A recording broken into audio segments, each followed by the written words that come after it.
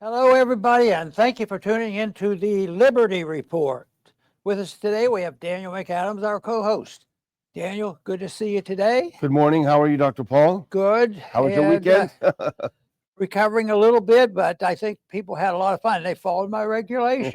You know, if you're going to talk about serious stuff, you can't mope around because we do know what the answer is if we don't only listen. Yeah. And we can solve some of our problems. But no, it turned out real well. And with the weather nice, we got to sit out on our back patio, and the turnout was very nice. A lot of young people and a lot of new people. So we were very pleased with that. So I was very happy with that. I had a few members of my family come in too. So that was nice. So I think, I think you mentioned, refresh my memory, how many of those have we done? We had our supporters dinner at your house, and then we had our conference. The supporters dinner, that was our 10th supporters dinner the night before the conference. And as far as our conferences here in Texas, I think I don't really have a count because we did some with Mises and some with us, but we've done a few down here, that's for sure. You know, I think it was this past year when we were a little sluggish on sending out the date. I know we got a few calls. Are you having that party this year? And are you having that conference this year? So people look forward to it. So we were glad that we were able to help hold that. Yeah, we have actually, I have a picture that Khan, our man behind the camera, took. He was out there helping us do the videotaping. I hope he doesn't mind the shout out, but he sent me this picture. I thought it was pretty cool. Maybe we can full screen that so people can see. It's the view of you speaking through his monitor of his camera, so you can see yourself up there. So you can see in the background, it's a pretty full house, and a lot of great people, like you said. Someone said a lot of good vibes. A lot of people were in a really good mood, and that was nice to see.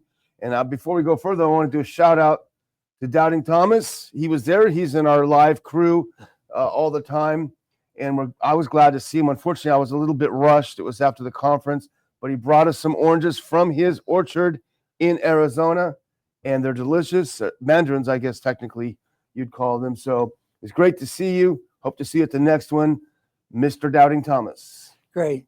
It's always a lot of work, and we wouldn't have him if it wasn't for Daniel. But it comes together, even though it's tough to put, even the smaller conferences compared to others, it is tedious, but it works so well. And when it's over, everybody takes a sigh of relief. That did work out pretty well. So we're happy about that. But we have to get back to the really serious stuff and talk about what's going on. And I want to start off with something from Zero Hedge. It has to do with the administration. Did you know that the administration leans toward the use of tariffs to manipulate the economy? I'm surprised, I'm shocked, and a little bit disappointed. Yeah. But the one advantage they have is if they put on tariffs and threaten to put them on, and such a date exists, sort of like what's happening right now, they either reduce them and remove it, and then it's all positive news because we didn't punish the economy quite like we thought we were going to do it. But the headline says, Trump, this is manipulation of tariffs more than just talking about economically. Trump, any country buying Venezuelan oil slapped with a 25% tariff. So that's working on foreign policy and a lot of other things. The one thing that's drifting around to is when they use foreign aid or any of our aids that we give people, that one of the unwritten obligation that these people have is don't talk down our policies. You know, if you're from Colombia and you happen to say the wrong thing and support maybe Gaza, the speech is regulated. Oh, we'll take your money away from you. I don't like that trend, and that's happening on quite a few occasions, and I think it's going to be around a while. Yeah, let's put up that first clip. This is from the Hedge, and it happened just this morning, and we actually just changed our top topic when we saw this. But this is sort of a pattern with Trump. He's introducing sanctions, and then he's pulling the sanctions, and he's putting them back on, and the market jumps up and down and the other.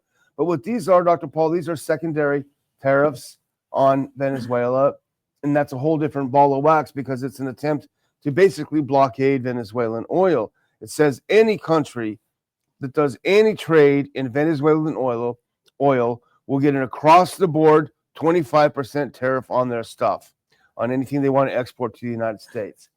And here's his exact, if you put that next one up, here's exactly what he wrote. This is how he announced it, I guess, on his Truth Social. President Donald J. Trump announced today that the United States of America will be putting what is known as a secondary tariff on the country of Venezuela for numerous reasons, including the fact that Venezuela has purposefully and deceitfully sent to the United States undercover tens of thousands of high-level and other criminals, many of whom are murderers and people of very violent nature. Among the gangs they sent to the U.S., et cetera, et cetera. Let's get along with them. Therefore, any country that purchases oil and or gas from Venezuela will be forced to pay a tariff of 25% to the United States on any trade they do with our country. All documentation will be signed and registered, and the tariff will take place on April 2nd, 2025, Liberation Day in America. Please let this notification serve to represent that the Department of Homeland Security, Border Patrol, and all other law enforcement agencies within our country have been so notified. Thank you for your attention. That's what he wrote. You know, I think the one area that they don't emphasize too much is who really pays in the bottom line when they do this. And they said, well, no, it's always an advantage to us. And all this theory that it hurts our consumer. I think they hurt our consumer. I think this type of stuff hurts the personal choices of the country that's putting on the tariffs. But it's always for good reason. So you can't really challenge people who claim, I think they're well intended, but I have come to the conclusion personally that tariffs really don't work. And oil prices are going up. So in a way, you do all this fancy stuff and punishing it all. And what if there is a net increase in the cost of gasoline next year, which is possible? Who knows where this is going? So why would we do a policy that has the potential of hurting the consumers in this country? And ultimately, you know, the consumer pays regardless of what they do in anything in economics. It always drifts back. Well, we don't have enough money to bail out all the poor people, so we'll print the money and bail out the poor people, and then the poor people get all the inflation and the high interest rate. So it's all a gimmick to deceive the people, and I think some of this stuff is there for deception, yet. You know, tariffs have been around for a long time, and you know, in the last century. In the earlier part of the last century, the Republicans were the big champions of this. But, you know, in recent history, though, most of the economists who didn't identify so strictly as Republican or Democrat have generally been opposed to the use of tariffs for, you know, these political reasons and others. But, you know, if you're dedicated to a society where every individual has freedom of choice in all that they do, all of a sudden, well, how can we deny the freedom of choice to buy stuff where they're able to get a better deal? And why can't the people make this decision? Instead, the politicians do. That's where we get into trouble. Yeah, and you mentioned the price of oil. Oil is a world market. You know, if you make Venezuelan oil more expensive in the world market, it's going to go everywhere. And we can see it in the chart that was in the Hedge article. If you put that next one up, this is the West Texas Intermediate Crude. And you can see at that dotted line, that's where Trump made the announcement. Boom, oil shot way up. That means, as you say, Dr. Paul, pain at the pump for Americans. Maduro's not going to be crying that he can't fill up his gas tank, but Americans will be crying that they can't fill up their gas tanks. So these things don't happen in a vacuum. Yeah, that's for sure. You know? But unfortunately, the average person, you know, will be attracted to the political justification and the tough man's approach. We have to punish people like this and look at what they're doing. And they don't see, and they've already picked out, you know, when they start to interfere with speech and say, well, if you're not relaying the propaganda that we want, because we're always at war with somebody, and if you don't pick the right sides, you can get into big trouble, and then the sanctions can come. And most of the time, we have been so involved in passing out money for the benefit and the control of the empire. But I have to admit, though, some of the exposure here of what has gone on and the waste and the fraud. Although I don't think this is an answer and this is going to be the final solution, but it certainly is a wake-up call for a lot of people. And I think that's why, the opposition, the Democrats, are going to have trouble convincing the American people. They'll come back with something and they'll demagogue it, and they certainly got away with that for 4 years, but then the people spoke at the election time. So I think this is going to be the same thing. They're going to come back.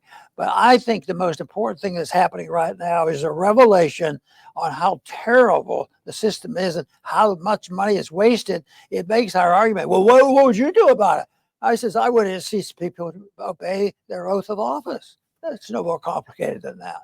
And the whole thing is, and the hedge writer, I think, captures it perfectly. This whole announcement leaves a lot of people scratching their heads. He wakes up this morning and says 25% tariffs on anyone who does business with Venezuelan oil.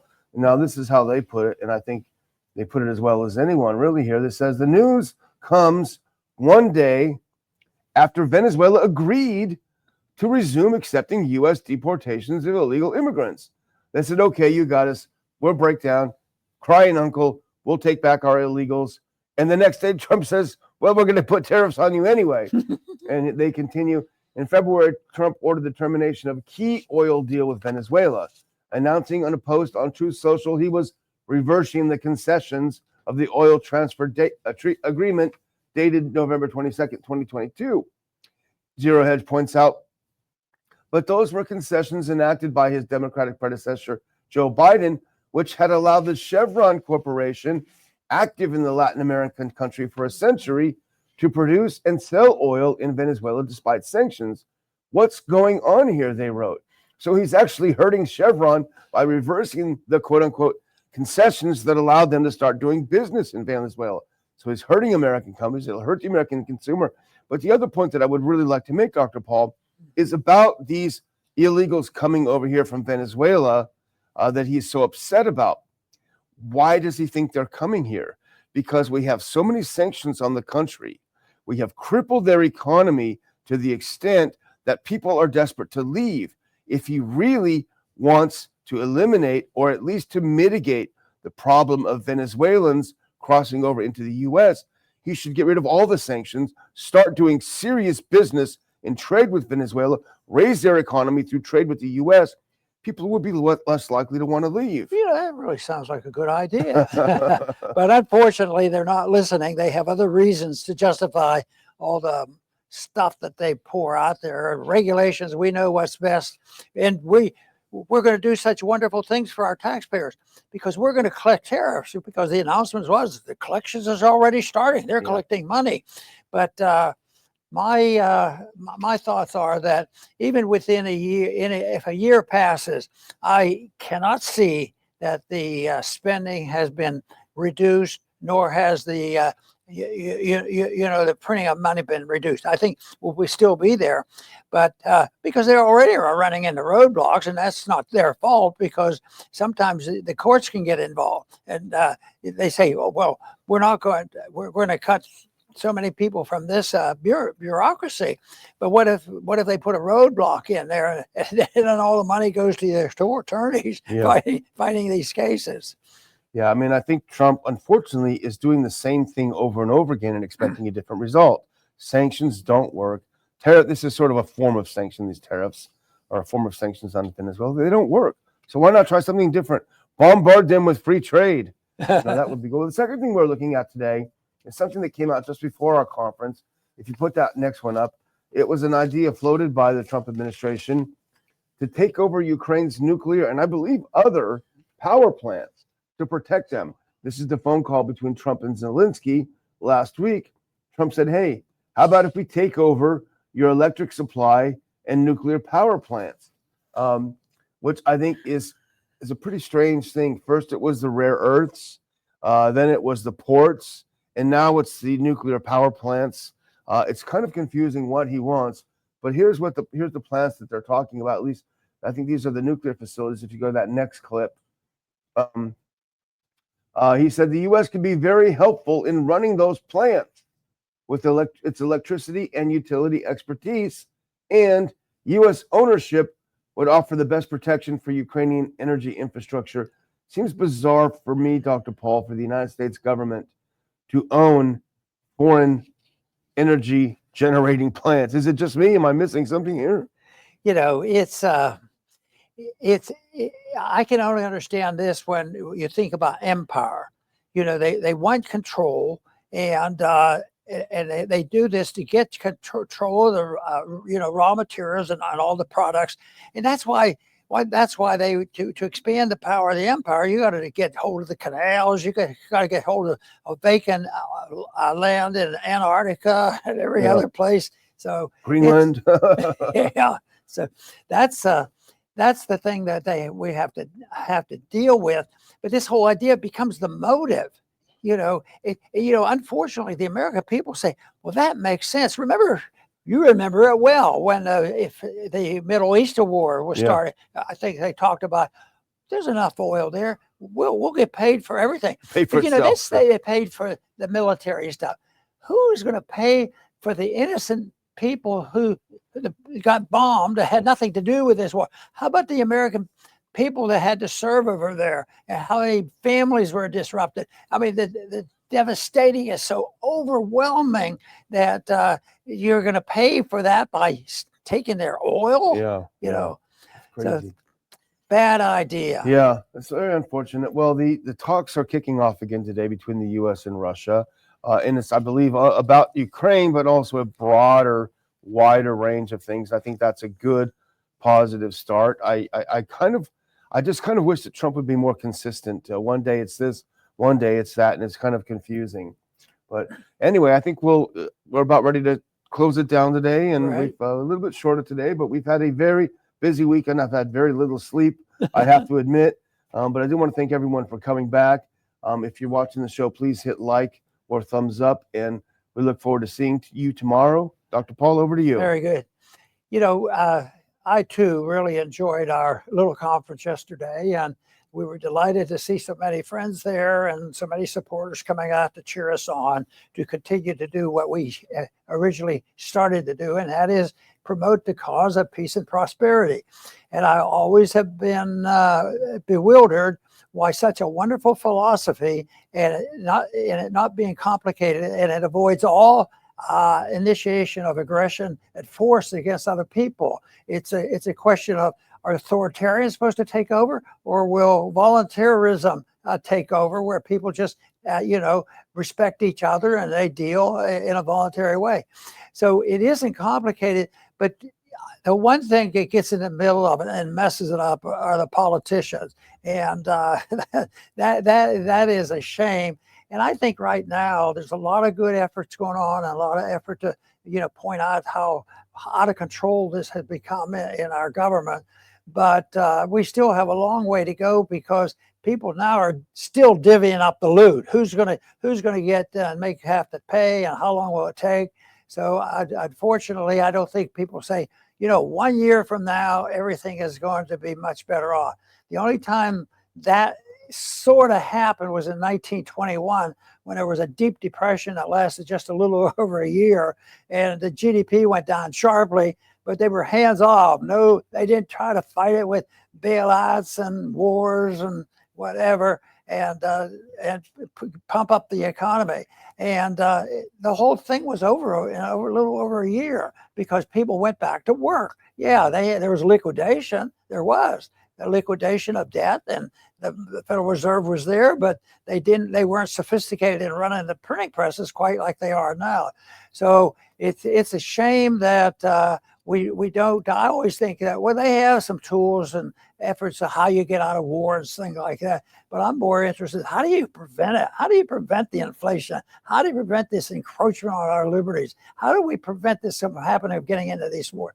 And that is what is of essence. But I think people have to accept the principle that authoritarianism, where a few individuals, no matter what they call themselves or where they come from, or are they left, right, or middle, or whatever, and they believe sincerely, I've met too many of them, that they're very necessary, because the people need to be taken care of. I think what we're seeing now is that attitude and coming to a climactic end because it's not working so well. And there is now a day of reckoning because this debt cannot continue to grow, but there are still people who think that's a falsehood because the deficits they claim don't matter. Well, they do, and we have a lot of work to do to make sure that the people, when things become so chaotic and things have to be rebuilt, that they will at least consider the cause of liberty and why it is important to limit our government and maybe, you know, be old-fashioned enough to pay a little more attention to what the founders established in the Constitution. I want to thank everybody for tuning in today to the Liberty Report. Please come back soon.